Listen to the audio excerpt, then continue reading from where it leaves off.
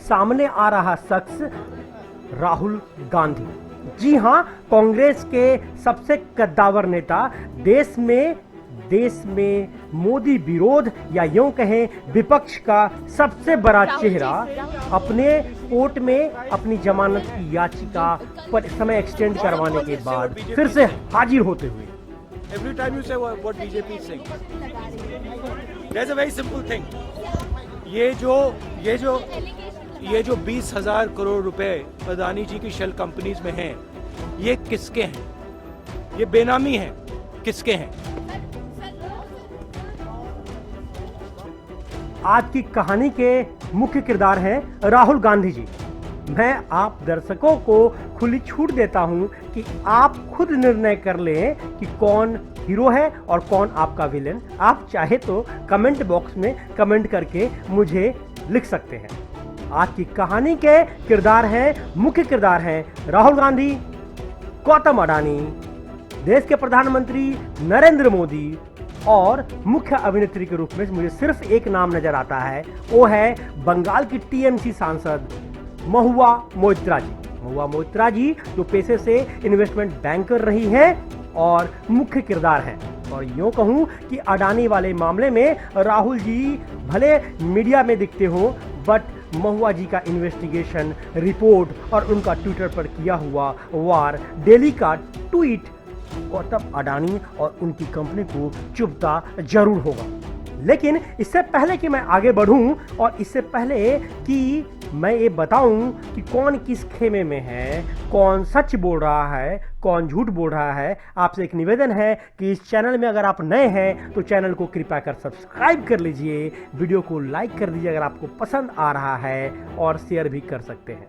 तो चलिए हम अपनी कहानी को।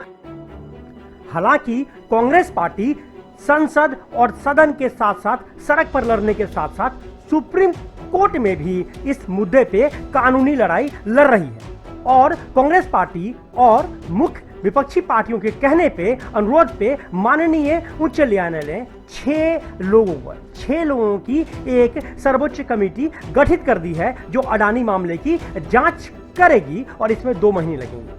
पर समस्या यह है कि जहां विपक्ष हिंडनबर्ग की रिपोर्ट को ही आखिरी मान रहा है, या उससे 2 कदम आगे जाकर रिसर्च कर उसे अब किसी भी तरह की इन सब चीजों में नहीं पड़ना है कि भाई क्या रिपोर्ट आएगा, क्या फाइंडिंग्स आएगी सुप्रीम कोर्ट की। वो सजा देने पे तुला हुआ है, वो सजा देना चाहता है, या वो अपने ही आरोपों में वो उसे आरोपित नहीं दोषी मान चुका है। वह गौतम अडानी को दोषी मान चुका है।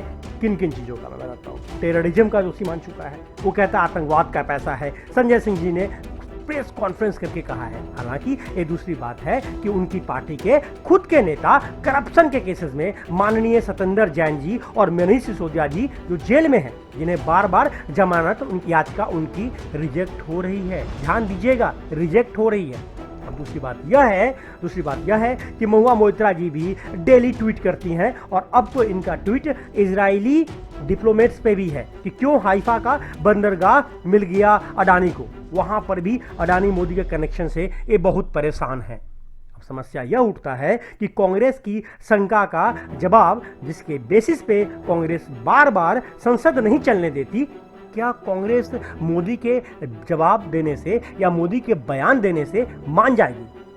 और आप बताइए, कमेंट बॉक्स में लिख के बताइए, मोदी जी क्या कहेंगे आप। मान लीजिए, मैं एक बार को मान लेता हूं कि मोदी जी आ गए संसद में और क्या कहेंगे कि हाँ, वो मेरा बेनामी संपत्ति का पैसा 20,000 करोड़ मैंने गौतम भाई की कंपनी में लगाया था क्योंकि मुझे बिजनेस करने का बड़ा शौक था, और मैं दूसरी बात है कि इसमें राजीव जैन करके GKU कंपनी कोई है, बड़ी कंपनी, अमेरिकन फर्म है, उसने पैसा लगाया है ना। सऊदी अरबिया के शाहों का पैसा लगा हुआ है ग्रीन एनर्जी के नाम पे। तो क्या कहेंगे?